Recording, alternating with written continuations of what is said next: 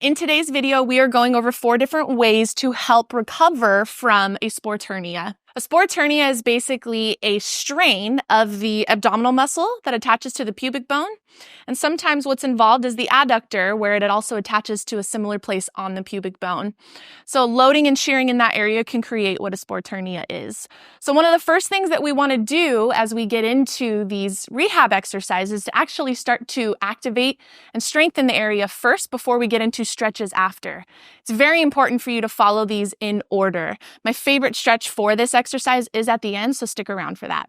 So the first part of this recovery plan is actually activating the area like we talked about. I do see a lot of times this is the #1 missing component in some people's programs. So we're going to lay in this position here because this is the easiest way to learn how to activate those lower abdominals. We're going to try to find a nice, heavy, flat back into the ground.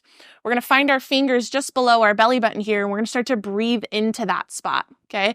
So take your time to take a big, deep breath through the nose and feel underneath the fingers there push up towards the ceiling. Allow yourself to relax after you let the breath out. Go ahead and do that again. In through the nose, push the fingers up, and allow it to relax as you let that breath out.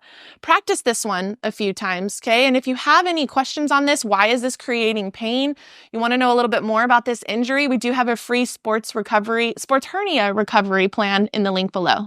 So after we have strengthened and activated that area, we want to take what we learned in the first exercise and build it into our stretches afterwards. So if you don't feel confident about that one, go back and make sure you know how to find it really, really well.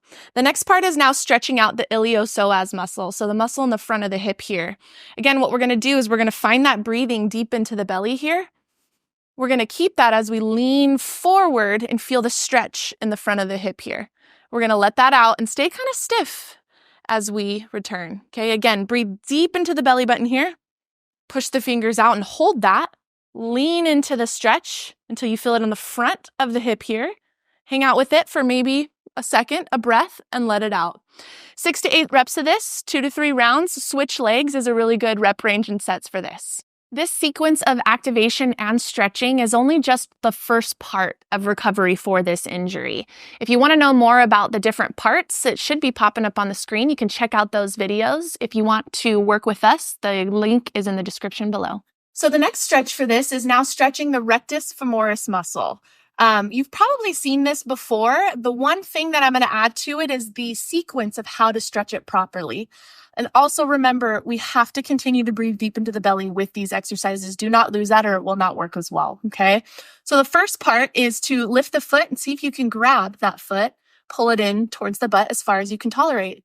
From here, we're going to breathe into the belly and we're going to lean forward until we have a challenging stretch. Should not create pain or discomfort. If it does, just back out of it a little bit. If you can't find a position that feels right for you, then we should probably let the foot go and stick to the exercise before.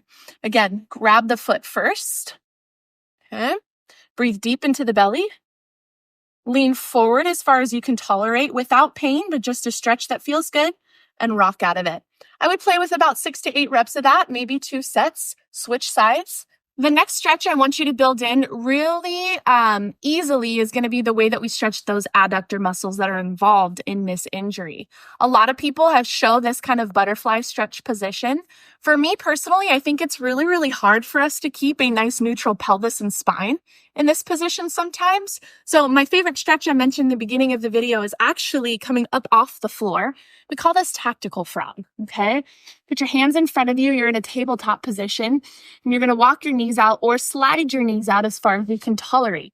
Again, this shouldn't be painful. You should just start to feel a light, easy stretch in those inner thigh muscles.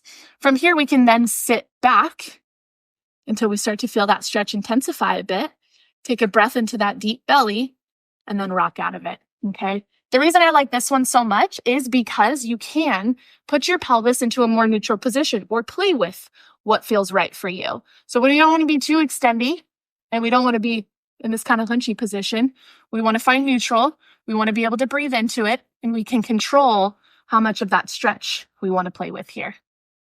The next stretch is going to be stretching and lengthening the posterior chain or the hamstrings. So the way that I like to teach this is on our back again, because it is the easiest way to make sure that we can breathe deep into that belly. We're going to bring our leg up to 90 degrees, wrap the hands around the back of the thigh, bring the toes towards your face and raise the heel to the ceiling as far as you can until you start to feel the stretch in the back there. Again, breathing deep into the belly button the entire time and slowly lower it back down. I don't typically hold for 30 seconds or so. I like to rock in and out of it. Find the stretch, maybe a 3 out of 10 intensity. Take a breath with that. You can hang out for a couple breaths if you want to, and then slowly lower it down. I usually do about 10 to 12 reps of these and then switch to the other side. Make sure that the hip and the pubic bone is tolerating this well, and then you can do another round if it is.